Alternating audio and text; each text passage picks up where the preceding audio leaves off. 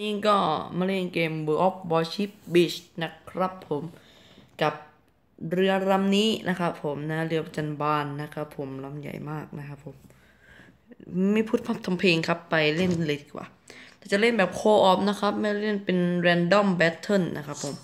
เราจะเล่นเป็นโคออฟ Battle เอานะครับผมไม่รู้อะโคออฟ Battle มันเหมือนมันมันได้เปรียบหรือไม่ก็เท่าเทียมกว่านะครับผมเท่าเทียมตรงไหนวะเนี่ยโอเคเท่าเทียมอยู่นะโอเคฮะก็เรือลำนี้นะครับผมก็เป็นเรือเทียร์3นะครับผมเป็นเรือที่ค่อนข้างจะยิงแรงเลยนะครับสำหรับเรือลำนี้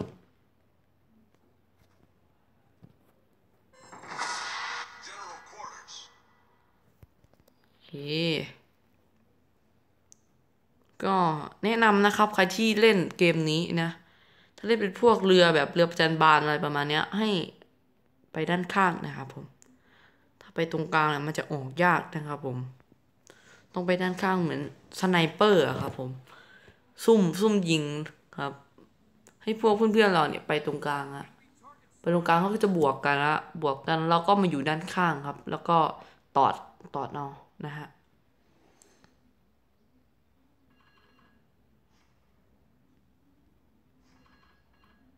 โอเคได้อยู่มาคนเดียวก็ไม่ต้องกลัวครับเพราะว่าเลือดเรือเรามันเยอะอ่ะโดนจับได้ละเรือพิฆาตนะครับผม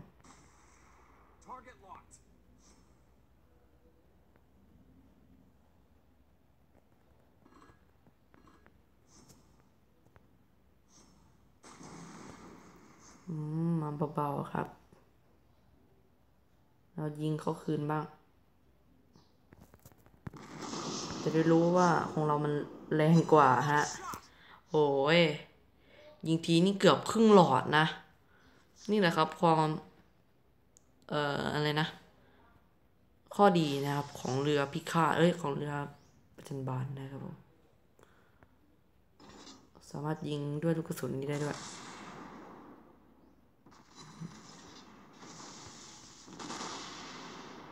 โดนบึ้มฮะจมไปดีเป็ดโถหันหน้าเข้ามา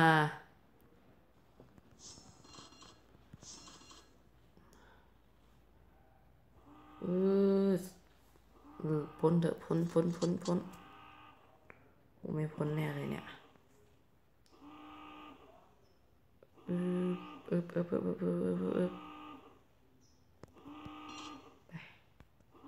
ได้อยู่ครับผม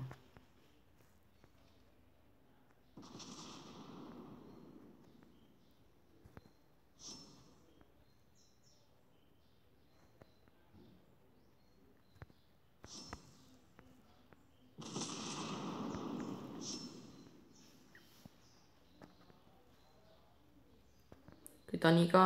เล่นไปครับเกมนี้สมาธิต้องเยอะนะเพราะว่ามันต้องแบบคือมันต้องใช้สมาธิอ่ะเกมพวกเนี้ยยิงไม่ได้อะต้องมีการกะระยะด้วยนะครับผมถ้ากะผิดก็ยิงไม่โดนนะถ้ากะถูกก็ได้คิวไปนะเล่นไม่ยากครับแต่ว่าอยู่ที่คนเล่นโอเคไปเรามีแก๊งกับเพื่อนบ้างนะครับผมเมื่อกี้ก็นาที่ผมบวกนะเมื่อกี้ก็เป็นเรือเทียร์2นะครับผมนี่ก็เทียร์2แล้วเนี่ย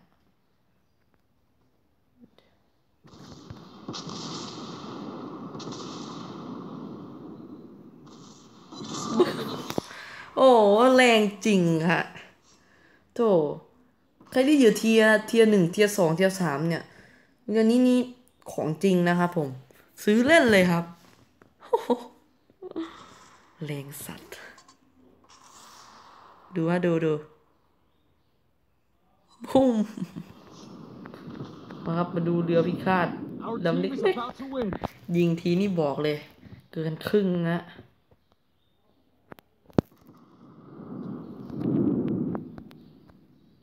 กดผิ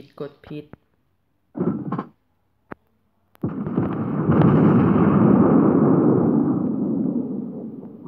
โอ้พลาดไม่ได้เว้ยเฮ้ยไปเข้าไปแล้วกันเขายิงไม่บึ้มก็เป็นกูโอ้ยาขอไม่อ้าวพังโอ้มาดูครับความแรง ถ้ายิงเรือเล็กๆอันนี้ยิงไปโอ้โหโอ้โหแค่1 กระบอกนะเนี่ย1 กระบอกต่อ3 บอกครับโอ้ย1 กระบอกต่อ4ฮะ1 ต่อ 4ฮะ1/4เลยเมื่อกี้มา1/4ดู4/4บ้างโอ้โดนอีกแล้วเบื่อมากเนี่ยเบื่อมากเลยเบื่อที่แบบไม่ค่อยชอบบวกกับเรือพิฆาตเท่าไหร่ยิงยากเล็กแล้วก็เร็วด้วยนะครับผมนะสำหรับใครที่อยู่เทียร์1นะเทียร์3เนี่ยนะก็เล่นซะนะครับผมเรือลำนี้นะครับผมใครที่ไม่มีดาวก็เก็บเอานะครับผมเก็บในรายวันเอานะครับผมบอกเลยโหดมากเรือลำนี้นะของจริงครับเรือลำนี้